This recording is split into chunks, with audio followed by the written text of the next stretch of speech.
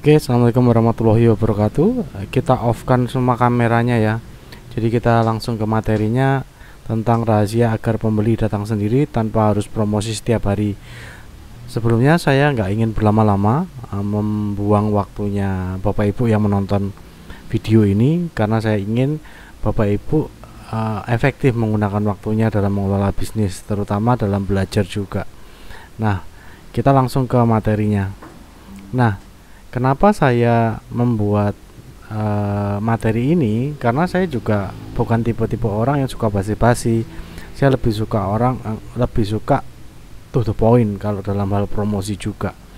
Jadi saya kurang telaten kalau setiap hari harus promosi secara rutin seperti itu. Makanya saya membagikan cara saya selama ini, bagaimana agar orang itu datang kepada kita untuk membeli produk dari kita atau jasa dari kita, tanpa kita harus promosi terus-menerus setiap hari. Jadi karena waktu kita terbatas, jadi saya itu nggak bisa terlalu lama ngurusin kerjaan juga. Saya pengen punya waktu untuk keluarga juga, itu yang paling penting kalau menurut saya ya. Punya waktu, punya uang untuk keluarga, dan kemudian baru ngurus bisnisnya. Nah, ini saya buat semoga Bapak Ibu bisa mempraktekannya ya, mengaplikasikan dalam bisnisnya. Mungkin ada penyesuaian 1-2 hal, wajar, sesuaikan dengan bisnisnya Bapak Ibu. Nah, yang pertama yang harus kita pelajari adalah marketing frameworknya. Jadi frameworknya seperti apa marketing itu sendiri. Jadi nggak asal promosi terus. Jadi kita punya produk, kita punya jasa, kemudian tiba-tiba promosi, bukan seperti itu. Tapi kita nomor satu itu kita harus menentukan pembelinya. Sorry. Nih. Jadi kita harus menentukan pembelinya. Kalau kita sudah menentukan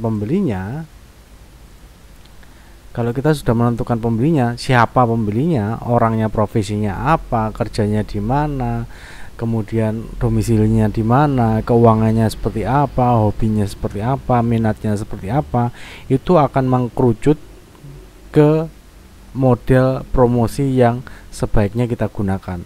Jadi berbeda antara promosi dengan profesi produk kita, misalkan ya produk yang dibeli oleh orang-orang ibu rumah tangga, berbeda dengan promosi ke wanita karir. Jadi berbeda, caranya berbeda meskipun produknya sama. Nah, ketika kita sudah sangat tajam dengan siapa pembelinya, buyer persona istilahnya, kalau di Google silakan cari buyer persona.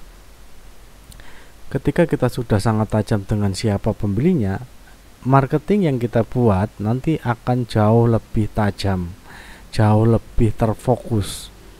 Itu penting sekali. Jadi nomor satu itu adalah menentukan siapa pembelinya dulu. Jadi tentukan siapa pembelinya. Meskipun kita sekarang sudah punya produknya ya, tentukan siapa pembelinya dulu. Jangan mikirin cara promosinya dulu, tapi tentukan siapa pembelinya dulu. Kemudian yang kedua, baru kemudian disesuaikan dengan kebutuhan atau keinginan dan kemampuan pasarnya.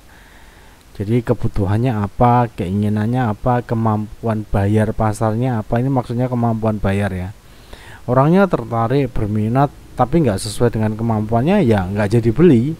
Nah, untuk produk-produk yang memang harganya relatif tinggi, berarti kita harus mempersiapkan produk penetrasinya. Jadi entry pointnya, titik masuknya ke bisnis kita harus kita siapkan. Produk yang sekiranya sesuai dengan atau di bawah kemampuan pasarnya. Jadi orang itu akan jauh lebih mudah untuk melakukan pembelian. Nah, setelah kebutuhan atau keinginan dan kemampuan pasarnya cocok, baru ke tahap berikutnya, baru ke tahap penyesuaian produk dan jasanya. Jadi kemampuan pasar itu ditentukan ya. Sekali orang beli, orang bayarnya berapa, mampunya berapa, kemampuan pasarnya berapa. Misalkan kalau tempat makan, sekali makan orang bayarnya itu antara 30 sampai 50 ribu. Ya sudah, tentukan di situ. Kemampuan pasarnya ditentukan di situ. Nah, nanti disesuaikan dengan kebutuhan dan keinginannya apa. dengan uang antara 30 sampai 50 ribu. Nah, baru kemudian disesuaikan dengan produk dan jasanya. Jadi setelah kemampuan bayarnya, angkanya ketemu, angka yang kita tentukan itu ketemu sesuai dengan siapa pembelinya tadi, kemampuan pasarnya, baru kita buat produknya, produk penetrasi. Jadi kalau kita produknya relatif mahal, ya produknya apa yang lebih murah yang kita bisa jual terlebih dahulu. Gunanya selain memang untuk dapat profit ya, tapi tujuan utamanya adalah bagaimana kita bisa berkomunikasi dengan orang tersebut, karena targetnya nanti orang tersebut akan melakukan pembelian yang lebih besar, yang lebih banyak di bisnis kita.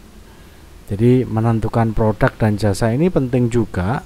Jangan asal membuat sebuah produk karena sudah terbukti banyak produk yang justru gagal meskipun kualitasnya bagus, meskipun menurut kita sebagai seorang pemilik bisnis itu sangat bermanfaat, tapi kalau nggak dibutuhin pasar, nggak sesuai keinginan pasar, terus nggak sesuai kemampuannya pasar, buat apa? Karena kita fokusnya ingin bisnis ya, bisnis tujuannya profit, mendapatkan profit. Nah, profit ini didapat dari penjualan.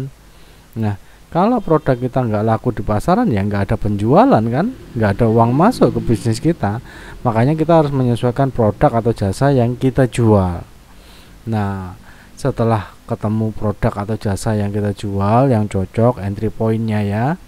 Misalnya kita menjual komputer laptop mungkin harganya sekitar 7 jutaan, 6 jutaan, ada yang 10 juta, katakanlah 7 jutaan ya yang standar ya.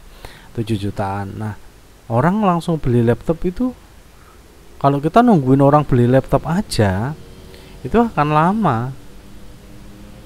Apalagi kita masih pemain baru ya, itu akan lama. Nah, caranya gimana supaya orang tuh kenal sama bisnis kita, kenal sama toko kita? Jual produk turunannya laptop. Jadi produk penetrasinya itu yang sekiranya orang yang pakai laptop dia juga butuh hal tersebut, misalkan flash disk, misalkan headset, pokoknya produk-produk yang jauh lebih murah yang fungsinya adalah menghubungkan kita dengan si market potensial tadi, yang orang memang penggunanya tadi. Nah, ketika orang sudah datang, sudah ketemu sama tim kita, sudah merasa nyaman sama tim kita, mereka dapat produk yang berkualitas bagus juga sesuai yang mereka bayarkan, terus kemudian mereka punya pengalaman dengan tim bisnis kita, dan akhirnya nanti ketika mereka punya kemampuan bayar, mereka akan beli laptopnya, nggak akan ke tempat lain, pasti kemungkinan besar akan di bisnis kita, insya Allah. Nah, itu yang harusnya kita lakukan. Kemudian setelah produk dan jasanya oke ya, itu tadi contoh ya, produk dan jasanya oke, pastikan ini layak jual ya, jangan asal produk, nanti jadi blunder nanti jadinya. Kemudian kita baru kemudian melangkah ke marketing plan-nya. Kita buat rencana pemasaran yang besar dulu, secara makro dulu. Jadi bukan langsung promosi lewat konten-kontennya, bukan, tapi marketing plan ini membuat program marketing yang lebih besar, misalkan 3 bulanan, 6 bulanan dulu. Nah, ngapain aja nanti selama 6 bulan itu, marketing plannya ngapain aja. Oke, dilihat bulannya bulan apa, kemudian ada tren apa, kita ngamati banyak hal. Jadi marketing plannya yang jangka panjang dibuat dulu, baru kemudian dipotong-potong, dipecah-pecah. Nah, setelah dipotong-potong, dipecah-pecah, baru kemudian dibuatlah sebuah konten, kemudian dan iklan yang menarik. Jadi setelah marketing plan-nya beres, yang jangka panjang beres, kan perlu dipecah-pecah tuh untuk hariannya, daily activity-nya perlu dibuat. Nah, yang namanya marketing daily activity ya buat konten, buat iklan yang menarik. Apalagi kalau kita di sosial media ya, itu memang harus setiap hari update-nya. Kita nggak bisa jarang-jarang update terus berharap bisnis kita laku, nggak bisa kayak gitu kalau di sosial media ya. Memang harus konsisten dengan kompleksitas yang ada di sosial media. Lalu setelah konten, kemudian iklan yang menarik juga, ini bukan langsung ke penjualan harapannya, tapi kita punya database sistemnya dulu. Ketika orang sudah tertarik dengan kontennya, dengan iklannya, target utama kita bukan langsung ke sales. Kalau memang dapat sales langsung itu alhamdulillah ya, tapi supaya kita nggak kecewa, nggak baperan ya, target kita ketika kita posting konten, posting iklan yang menarik, itu nanti targetnya adalah orang akan membagikan datanya, data kontak dirinya mereka ke database sistem kita. Nanti setelah ini saya jelasin tentang database ya, di belakang nanti ada. Oke, jadi setelah terkumpul database, data-datanya orang, kemudian barulah masuk ke selling strateginya. Bagaimana cara kita untuk sellingnya, nanti di belakang juga ada sellingnya ya, selling skillnya ya, yang sederhana, yang bisa dilakukan sendiri tanpa tim juga bisa. Oke, terus kemudian setelah selling itu artinya kan menjual, menawarkan. Nah, kadang kan ada orang yang belum bisa langsung deal pada saat itu, kemudian kita masukkan ke follow up system. Jadi kita punya sistem follow up, berapa hari setelah orang memutuskan, kemudian berapa kali dalam 1 bulan, itu yang harus kita lakukan follow up-nya. Kemudian saya lanjutin lagi. Nah, kemudian setelah follow up, ketika orang sudah di follow up kok masih belum deal atau sudah deal, itu ada masuk ke upselling dan cross selling. Idenya apa aja, kita harus mempersiapkan itu. Jadi kalau orang sudah beli laptop, kemudian kira-kira upsellingnya apa ya? Oh, laptop ini, oh mungkin tas laptop yang lebih tebal. Memang biasanya beli laptop sudah ada tasnya ya, tapi kita tawarkan tas laptop yang lebih tebal, lebih anti air bisa juga. Atau yang cross sellingnya itu bisa benda-benda aksesoris dari laptop tersebut, misalnya flash disk, misalnya hard disk eksternal, kemudian headset, dan banyak aksesoris laptop lainnya. Itu kita harus punya banyak ide di situ. Nah, setelah upselling, cross sellingnya oke, baru mereka akan melakukan pembelian. Kalaupun mereka bisa langsung dari follow up ini bisa langsung melakukan pembelian, itu akan jauh lebih bagus lagi. Tapi ketika orang sudah memutuskan untuk beli, kita harus lakukan upselling atau cross selling, karena ini bisa menambah profit kita tanpa harus melakukan marketing dari awal ya, karena produknya berbeda. Kalau dari awal kita sudah memarketingkan laptop kan kita mengulas banyak hal ya tentang laptop tersebut. Tapi dengan upselling dan cross selling ini kita nggak perlu mengulas banyak hal. Yang penting orang butuh, orang tertarik, oke, nggak perlu menjelasin banyak hal, karena mereka sudah tinggal bayar aja, nambah sedikit nggak apa-apa, mereka dapat lebih banyak sesuai dengan kebutuhannya mereka. Oke. Nah, terus nanti gimana kalau ada orang yang sudah sampai follow up kok nggak beli? Ya sudah, itu masukkan ke database untuk yang gratisan. Database ada beberapa orang yang memang dia istilahnya tuh freebie seeker ya, cuma nyari-nyari gratisan aja. Nah, yang tipe tersebut sebaiknya kita manfaatkan untuk penyebaran informasi secara luas, untuk broadcast. Misalkan dapat apa, sebarkan ini, dapat ini, sebarkan ini, dapat ini. Biasanya lebih cocok seperti itu. Jadi untuk bantuin promosinya aja, tidak berharap pembelian dari mereka, karena sudah di follow up, sudah terlalu sering di follow up, dan memang mereka tidak tertarik dengan bisnis kita, atau memang sama sekali bukan target market kita, hanya sekedar pengen tahu aja. Ya sudah, itu kita masukkan ke database yang untuk share informasi. Nah, nanti sebagai imbal baliknya kita kasih free untuk mereka. Nah, cuma ini yang merah ini perlu kita kasih perhatian ya, bahwa pembelian ini tidak akan terjadi kalau kita tidak punya konten iklan yang menarik.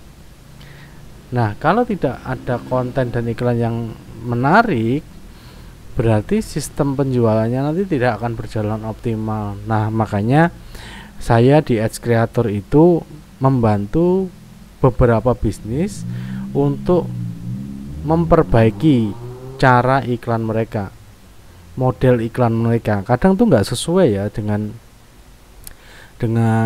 apa itu, siapa pembelinya. Mereka asal buat iklan, pokoknya produk oriented lah, hanya terlalu fokus ke si produknya saja, padahal iklan konten itu juga harus menyentuh sisi-sisi emosional si pembelinya tadi. Misalkan pembeli laptop gaming, laptop kerja, atau laptop rumah tangga, itu berbeda kontennya nanti. Nah, kita mau narik yang mana? Konten yang harus kita siapkan seperti apa? Itu yang harus kita buat, iklan maupun kontennya. Oke ya, next lanjut. Kemudian kita buat database ya, isi database. Jadi materi yang kedua adalah isi database. Jadi database ini penting sekali. Nama, email, atau WhatsApp itu yang paling utama. Kalau nggak bisa WhatsApp ya email aja sudah cukup, kalau memang marketnya di email. Kalau saya lebih cocok ke email. Ke WhatsApp juga ada, cuma nggak terlalu itu ya, nggak terlalu banyak. Lebih fokus ke email, karena email tuh orang jarang ganti ya. Email tuh kalau sudah pakai satu HP, biasanya ganti HP baru emailnya tetap sama. Kalau WhatsApp ada kemungkinan ganti-ganti, tapi juga penting juga. Jadi 3 hal itu tadi yang harus kita simpen. Gunanya apa? Gunanya nanti kita masukkan grup kolam.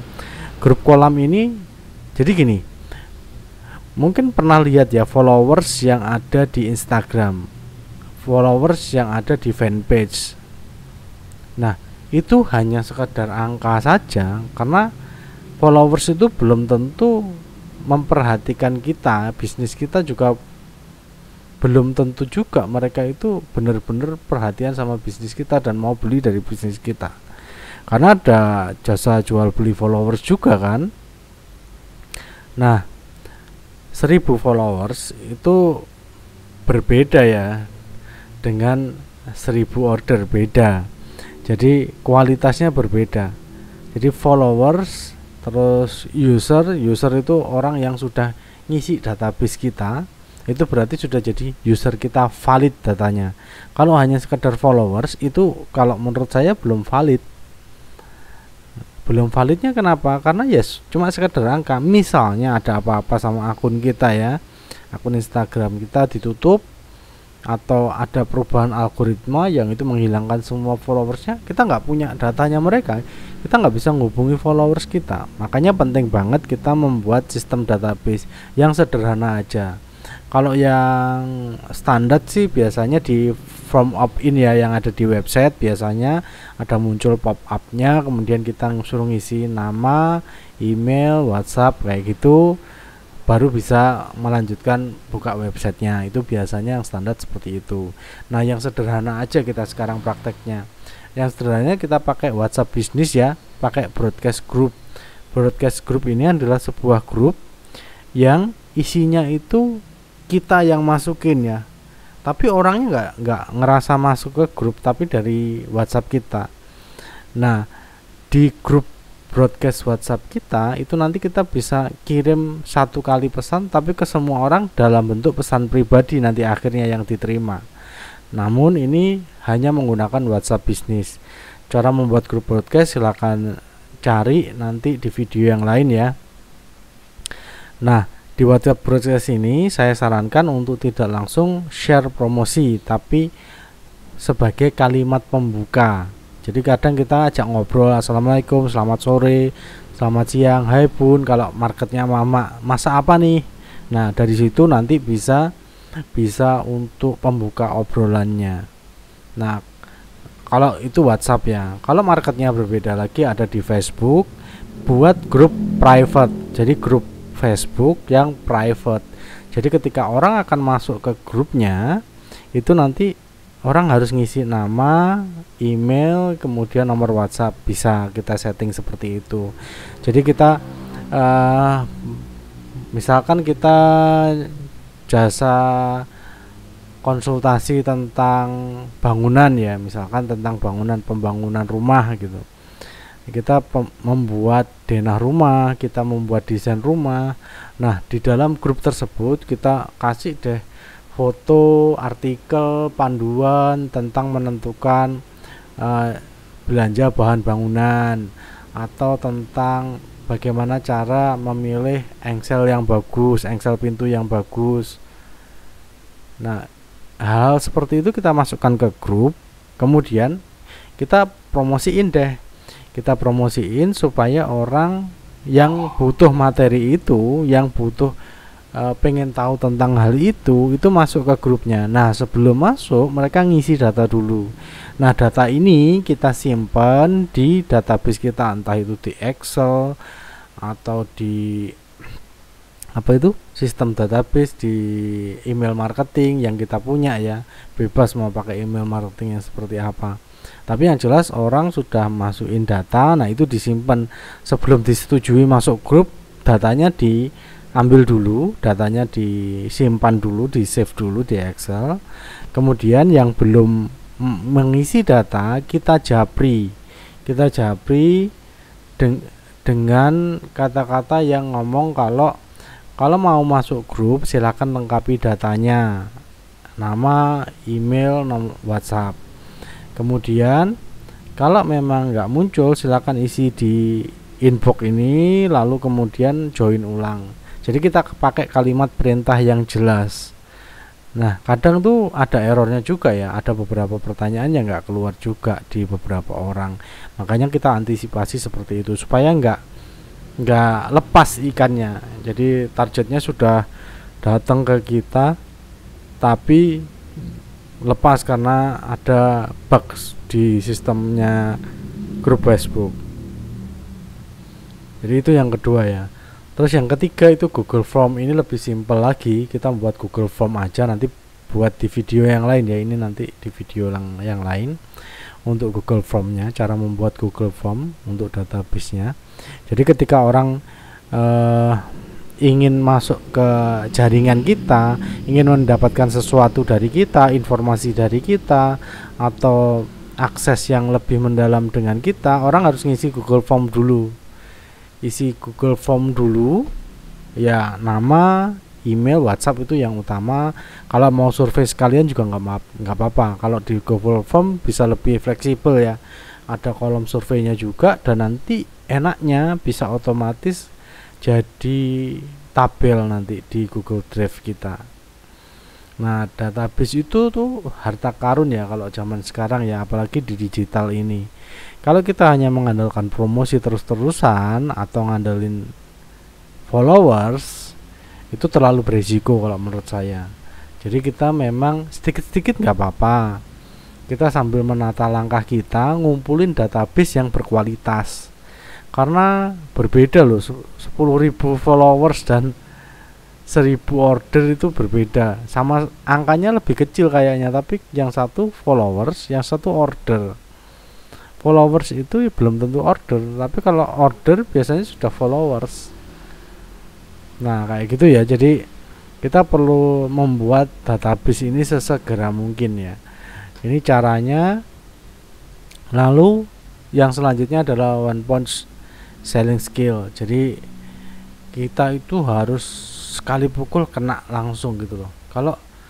Kalau orang membeli sesuatu itu biasanya rata-rata keputusannya adalah dari keputusan emosional. Pertimbangannya dari hal yang emosional, bukan hal yang logis. Ya ada yang logis cuma beberapa, tapi kebanyakan biasanya dari emosional.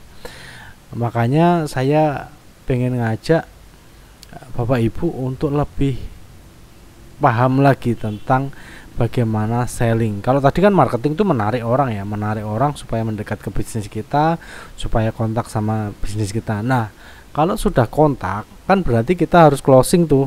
Kita harus bisa ngedilin transaksinya tuh, bener-bener orangnya akhirnya beli di kita.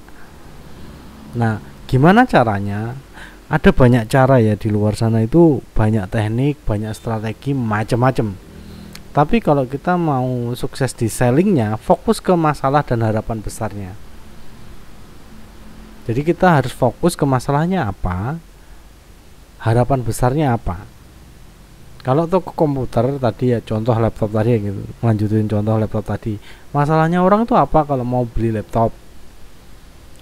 Oh, masalahnya saya itu budgetnya terbatas. Nah, oke, berarti toko laptop kita harus mencari laptop-laptop yang punya spek yang cukup untuk pekerjaannya mereka. Jadi mereka itu merasa bermasalah, mereka pengen butuh sesuatu itu tapi budgetnya terbatas, laptop dengan spek tertentu tapi budgetnya terbatas. Nah, tugas kita sebagai toko laptop adalah mempersiapkan, mencarikan alternatif-alternatif laptop dengan budget berapa, speknya seperti apa aja. Jadi jangan menjual langsung ini laptop produknya A B C D E, bukan, tapi tanyain dulu budgetnya berapa dan pekerjaannya apa, mau dipakai apa. Nah, dengan begitu itu akan posisi kita sebagai sebuah bisnis akan ada di atasnya si konsumen. Kemungkinan iyanya akan lebih banyak karena kita menempatkan sebagai seorang konsultan, sebagai seorang ahli di bidangnya untuk membantu memecahkan masalah mereka. Mungkin mereka hanya tahu pokoknya laptop itu RAM-nya tinggi, terus kemudian prosesornya bagus, pasti bisa dipakai untuk kerjaan saya. Padahal belum tentu juga ya. Itu hanya persepsi aja. Kalau kita lebih tahu tentang laptop tersebut, fitur-fiturnya, spesifikasinya, kebutuhannya dia, kemungkinan besar orang akan beli ke kita, nggak akan beli ke toko lain. Nah, setelah itu, setelah masalahnya diketahui ya, nanti ya ngobrol setelah masalahnya diketahui. Jadi kita jadi seorang konsultan untuk membantu menyelesaikan masalahnya. Kemudian kita fokus ke harapan besarnya apa. Orang kalau beli laptop harapannya apa? Laptopnya bisa dipakai kerja, bisa dipakai keperluannya dia, dan ketika nanti dia ada masalah dengan laptopnya, ada orang yang membantu dia, entah itu untuk klaim garansi, entah itu untuk servisnya. Jadi yang dia harapkan itu dari laptop tersebut itu bukan pada saat dia memakainya, pada saat dia memakainya bukan, tapi pada saat nanti apa yang dia harapkan ketika dia itu membeli laptop tersebut nantinya. Harapan besarnya apa? Harapan besarnya tentu saja laptopnya tetap bisa dipakai dalam waktu jangka yang lama, dan ketika melakukan perawatan dia itu nggak khawatir lagi. Harapannya itu. Jadi kita fokus ke situ aja. Oh, nanti kalau bisa beli laptop di sini, nanti untuk servisnya gratis 6 bulan ke depan, di sini gratis. Tinggal WA aja atau tinggal kontak kita aja, kalau pas nggak bisa nganter bisa tim kita yang ambil, misalnya seperti itu. Jadi kita fokus ke masalah sama harapannya mereka aja. Itu teknik closing yang selama ini kalau menurut saya paling ampuh dan efektif ya. Fokus ke masalah dan harapan besarnya aja. Jangan terlalu fokus sama produk, fitur-fitur kita, jangan, tapi fokus ke masalah dan harapan besarnya. Jadi 3 hal itu yang akan membuat marketing dan selling kita akan jadi lebih bagus. Silakan disesuaikan dengan produk atau bisnisnya masing-masing. Lalu what's next-nya gimana? Apa yang harus kita lakukan? Oke, kita sudah belajar tadi tentang marketing framework-nya, kemudian database-nya, lalu selling skill-nya sudah belajar juga. Terus ngapain lagi? Attract potensial market. Jadi kita harus mengattract. Kalau kita tadi sudah mempersiapkan semuanya, kemampuannya sudah dipersiapin, berarti tugas kita sekarang adalah datengin market potensialnya. Nah, market potensial itu adanya di mana? Ada di sosial media, ada banyak sekali. Tapi ya itu tadi, dengan kompleksitas konten yang ya butuh fokus effort tinggi lah kalau di sosial media itu. Siap nggak kita atau tim kita? Kompleksitasnya memang tinggi, kompleksitas kontennya sama promonya memang tinggi, karena memang kompetitornya juga banyak. Terus kitanya juga sedang menawarkan sebuah produk atau jasa kalau di sosial media ya. Atau cara yang berikutnya adalah menariknya lewat Google Maps marketing. Nah, berbeda, jadi agak berbeda ya. Fungsinya sama, dalam mendatangkan market potensial. Kalau punya timnya sudah sanggup dengan kompleksitas sosial media, ya jalanin juga sosial medianya. Cuma kalau masih awal atau memang belum ada sumber daya dan waktunya untuk kompleksitas konten-konten yang ada di sosial media, saya saranin untuk pakai strategi Google Maps Marketing. Google Maps Marketing, kenapa? Karena ini solusi realistis ya, Google Maps Marketing itu ya. Solusi yang menurut saya realistis ya. Ini saya memang jualan e-course-nya ya. Saya memang jualan e-course-nya. Cuma ini menurut saya dan yang saya rasakan sendiri adalah solusi yang paling realistis. Kenapa? Karena yang akan datang ke kita itu mereka sudah mencari di kolom pencarian. Artinya mereka itu yang datang sendiri ke kita tanpa kita harus promosi setiap hari. Nah, yang datang itu pada umumnya adalah orang-orang di warm sama hot market. Jadi mereka itu ada di market yang sudah siap untuk melakukan pembelian. Mereka sudah berminat, mereka sudah siap bayar, bukan yang nyari gratisan, dan mereka punya uangnya. Enaknya di situ. Kalau di Google Maps Marketing, tidak semua bisnis bisa cocok dengan Google Maps Marketing ya. Tapi kalau menurut Bapak Ibu ini yang paling realistis untuk dijalankan, jalankan. Karena ini menurut saya orang tuh beda ya, yang dilakukan orang saat ini tuh beda. Ketika mencari sesuatu mereka nggak lagi tanya ke orang lain, bukan, tapi mereka akan searching di Google. Setelah mereka searching di Google, mereka akan menemukan sesuatu. Nah, ketika mereka menemukan sesuatu, mereka akan melihat, mengkomparasi data-datanya yang ada. Nah, tugas kita adalah kita meyakinkan si orang tersebut dengan teknik Google Maps Marketing ini. Terus enaknya lagi, ini tuh nggak harus promosi setiap hari.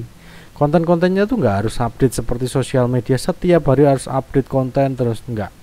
Terus konten yang diposting itu yang dibutuhkan relatif sederhana karena cuma berupa foto, video sudah cukup tanpa kita ngedit macam-macam. Kecuali kalau memang bisnisnya jasa ya, memang butuh ada editan grafis sedikit seperti bisnis saya yang agensi. Kalau selain itu bisa cukup foto atau video aja sudah cukup. Kita nggak perlu desain macam-macam. Lalu kemudian punya fitur promo berjangka waktu. Jadi kalau di Google Maps itu ada fitur promosinya, fitur promo berjangka waktu. Nah, kita bisa set nanti sampai kapan promonya dan orang beli di situ. Nah, jadi mirip-mirip kayak di marketplace itu loh, membuat orang merasa terburu-buru.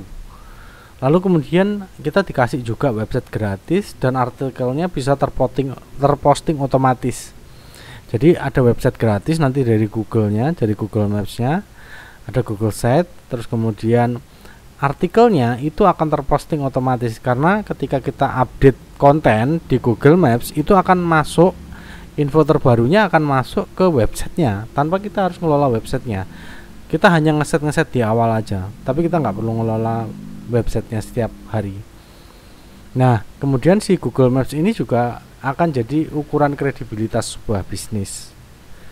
Nah, itu tadi sedikit tentang Google Maps Marketing dan caranya gimana supaya orang tuh datang sendiri pembelinya tanpa harus kita promosi setiap hari.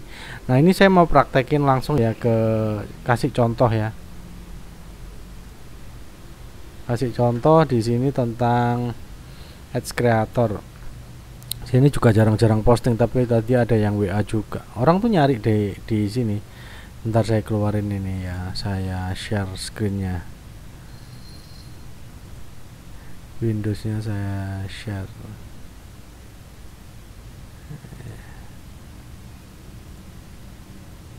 Tab. Nih Ads Creator. Ini Ads Creator salah satu saya ini. Salah satu bisnis saya ini ya, nggak posting setiap hari juga enggak. Nah, ini info terbaru. Nah, ini katalog produknya ada di sini. Ini katalog produknya. Sudah, itu aja. Ini yang produk-produk utama aja yang paling banyak dicari. Lalu kemudian ada info terbaru, ini di sini posting info terbarunya. Nah, ini website gratisnya di sini nih, contoh. Ini situs web ya. Situs webnya ini langsung di sini. Nah, ini tuh artikelnya ngikuti yang ada di Google di Maps tadi yang ini langsung masuk ke apa itu, ke websitenya. Oh, belum ke share ya websitenya. Oke, saya share lagi di websitenya. Ini di websitenya. Nah ini si website ini, artikel ini asalnya dari si Maps tadi. Ini buka 24 jam, dapatkan penawaran. Ini kita bisa kasih link website atau link WhatsAppnya. Nah, orang nanti baca dari sini. Dan ini SEO ya, jadi semuanya tuh SEO. SEO tuh artinya orang tuh akan disarankan sama Google di website kita ini ketika mereka mencari sesuatu.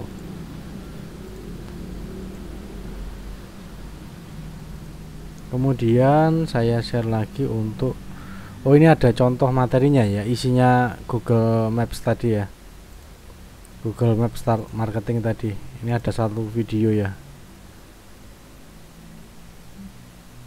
coba ini.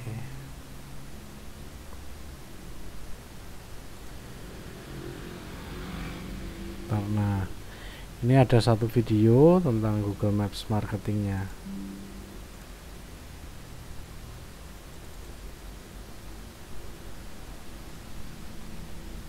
Ini kedengeran nggak suaranya ya?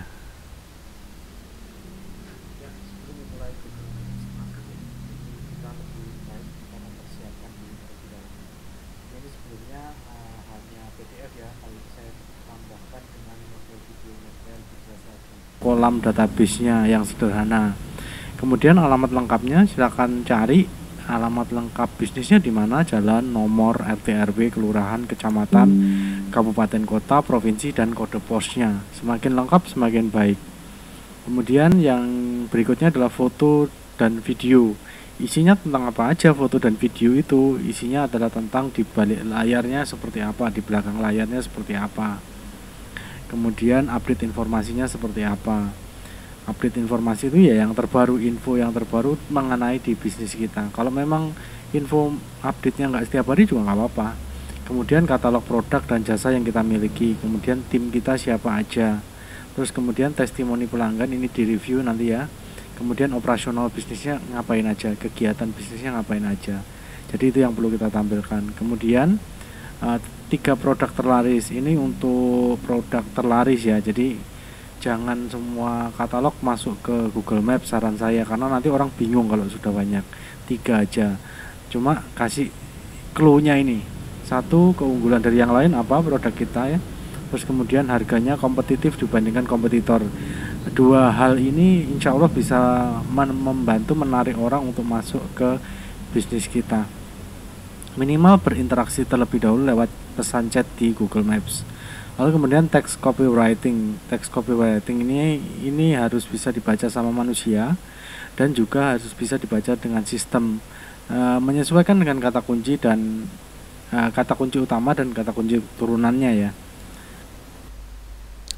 Nah, sebenarnya ada beberapa lagi ya, ada materi yang lain juga untuk Google Maps marketing ini. Jadi nantinya ini akan saya jelasin step by stepnya, bagaimana caranya membuat akun Google Maps-nya, lalu bagaimana optimasinya, bagaimana mengoptimasi sebuah akun Google Maps agar bisa optimal mendatangkan penjualan, dan nantinya akan jadi sistem marketing yang bagus untuk bisnis kita tanpa kita harus promosi untuk setiap hari.